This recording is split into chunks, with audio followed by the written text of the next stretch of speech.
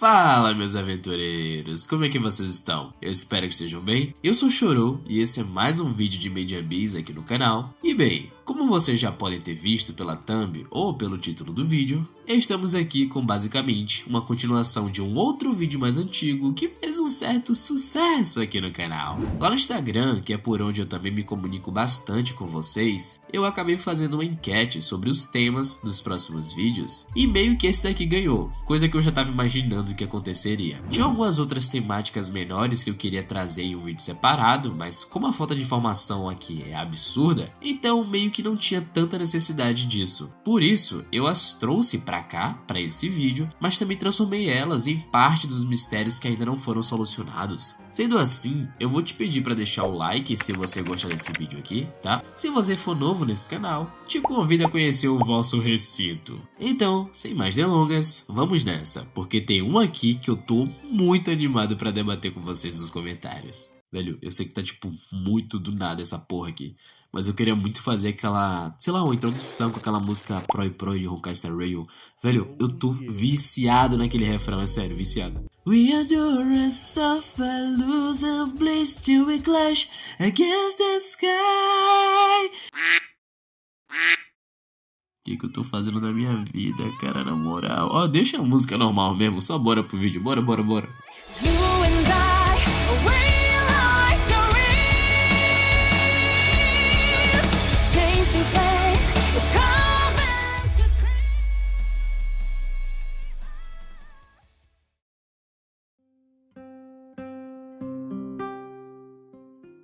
Número 1. O que é o Pedante Azul e qual a sua importância para a história? O Pedante Azul continua sendo um mistério até os dias de hoje, e segundo o próprio Akihito, ele vai ser um item de extrema importância no final da história. Essa pedrinha foi encontrada no que seria o túmulo da Lisa, e hoje em dia está na posse de Riko. Número 2. Reg é uma reencarnação de um cachorro? No início da história, foi dito que Riko possuía um cachorro chamado Reg. Por sinal, esse é o mesmo nome que o nosso queridíssimo robô possui atualmente. Por isso, existe uma teoria muito antiga de que o Reg robô poderia ser algum tipo de reencarnação do Reg cachorro. O que reforça isso é a forma de pantufas de pata de cachorro que existe nos seus pés e a habilidade notória do Reg em utilizar o seu olfato aguçado para múltiplas situações diferentes. Número 3. Reg e Cloudbot seriam respectivamente Menai e Cherumi. Com a revelação dos gêmeos Menai e Cherumi e a forma como seus nomes são passados adiante no abismo, juntamente com a característica notória de que seus braços e pernas são próteses, muitos fãs da comunidade passaram a teorizar que Reg poderia ser Menai e Cherumi poderia ser Cloudbot, principalmente depois que descobrimos que ambos são irmãos. Se for o caso, ambos os personagens estariam destinados a algum tipo de destino maior e mais perigoso? Número 4. Quem de fato são os irmãos Menai e Cherumi? Porque eles reencarnam de 30 em 30 anos em off. Ainda nesse tópico, descobrimos através da Ozen que não é comum existirem gêmeos em off. E sempre que se encontram par de gêmeos, independentemente das circunstâncias, seus nomes sempre são Menai e Cherumi. Ainda nesse tópico, descobrimos através da Ozen que não é comum existirem gêmeos em off. E sempre que se encontram par de gêmeos, sempre, em todas as ocasiões, seus nomes sempre são Menai e Cherumi, independente da época ou era. Sabemos que esses nomes foram citados na coleção de Hariomari e fazem parte do grande segredo que ronda o abismo. Então, será que poderiam ser entidades antigas tentando retornar para o fundo do abismo, mas que por não conseguirem completar esse feito, eles acabam retomando várias vezes em ciclos distintos? Número 5. Quem é a sacerdotisa Miko?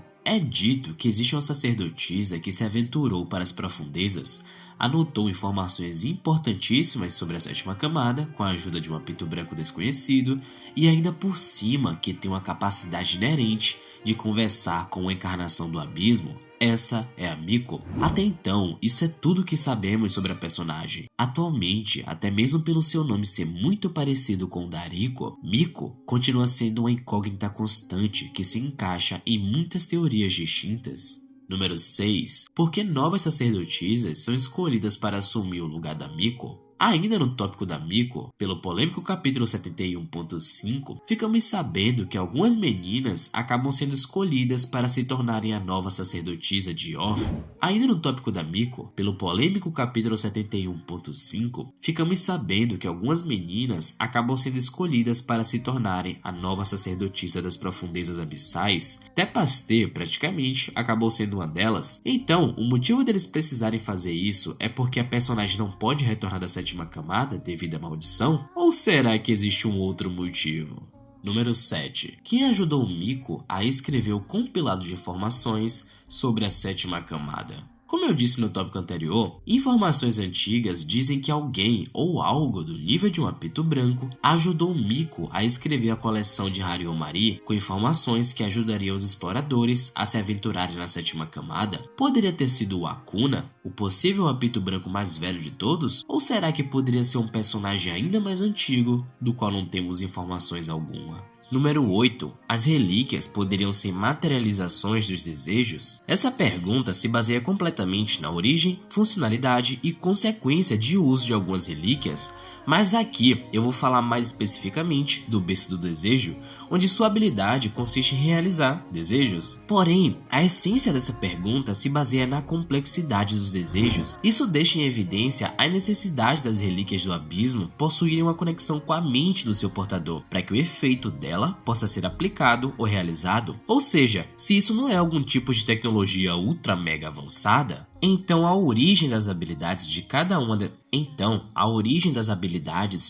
uma das relíquias é moldada pela mente do seu portador e a intenção que o mesmo possui sobre o objeto. Número 9. Os Jusous seriam os povos originários do abismo? Com a apresentação dos Jusous, muitas teorias surgiram a respeito dos mesmos, uma vez que o título da obra também está diretamente ligado a eles. Basicamente, eles são Nerihates que já nasceram assim e ainda possuem um órgão especial chamado Pedra da Besta, que é o que causa aquela transformação especial ativada pelos suados apitos brancos. É dito que eles são especiais ao ponto de nem os exploradores de Off saberem sua existência, fora também que eles são eliminados assim que nascem. Então, se esses seres são algum tipo de tabu nos dias de hoje, então isso implica que a tentativa constante dos humanos em apagar seus rastros de existência e a sua história nos indicam que originalmente eram eles que habitavam essa região onde hoje é o abismo. Número 10. Que tipo de relação Donnie e Lisa possuíam?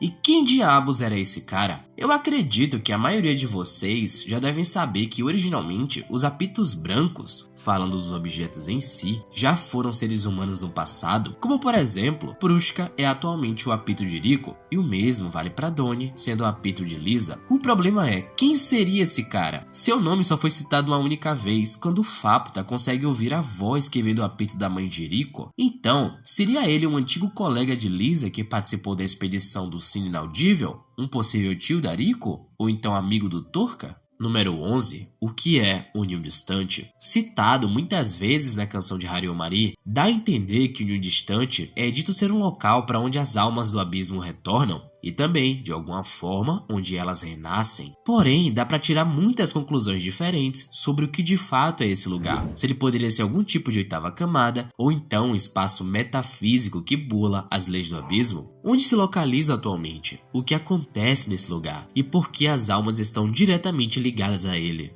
O que há tão de especial aqui que Miko acabasse citando esse lugar em suas cartas? Número 12. O tempo no fundo do abismo está parado? Devido ao campo de força do abismo, descobrimos que quanto mais fundo se avança nesse lugar, menos o tempo passa, gerando um efeito de distorção que ainda não pode ser completamente mensurado. Por isso, muitas teorias sugerem que no fundo do abismo, ou seja lá o que exista além da sétima camada, o tempo acabe nem passando e esteja completamente estático. Número 13. A encarnação do abismo é o verdadeiro vilão da obra? Em alguns dos meus vídeos, eu já citei bastante sobre essa coisa de não termos um vilão malvado final nessa obra, mas sim uma força natural que age como antagonista, mas não como vilão. Mas agora, sabendo que existe uma encarnação do próprio abismo capaz de conversar com a sacerdotisa, poderíamos julgar que suas ações inconscientes e inconsequentes são verdadeiramente ruins, o que o tornariam algo como um chefão final que precisa ser parado a todo custo?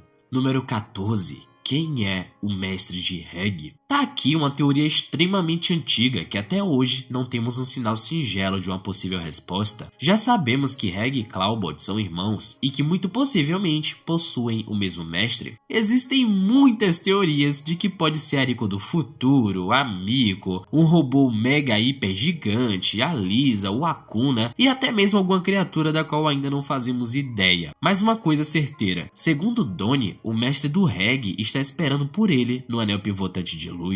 E por fim, número 15, a estrela vermelha que caiu no abismo, citada nas canções de Hariomari, é literalmente uma estrela? Essa daqui é, na certa, a mais difícil de todas, porque é simplesmente impossível deduzir alguma coisa. Há chance sim de ser uma estrela de verdade, o que ratificaria aquele painel bizarro com o formato que existe dentro das relíquias. Por sinal, isso aqui emite calor. Dá pra ver só pelas sombras que o Akihito colocou ao redor do desenho. Então, caso fosse uma estrela de verdade, explicaria como diabos o abismo foi formado e porque esse buraco gigante é absurdamente profundo. Sem contar que assim, o Akihito poderia explicar como toda essa biodiversidade maluca passou a existir e também de onde vem a energia que alimenta o campo de força do abismo. Mas e aí? Depois de saber de todos esses mistérios, qual deles mais tira o seu sono? Ou não sai da sua cabeça por nada? Coloca aqui nos comentários que a gente vai pifar nossos neurônios juntos para tentar decifrar uma possível resolução para tanta teoria maluca. De qualquer forma, esse foi o vídeo e eu espero que vocês tenham gostado. Eu vou ficando por aqui e agradeço se vocês ficaram comigo até aqui também. Fiquem bem, pessoal, e até a próxima.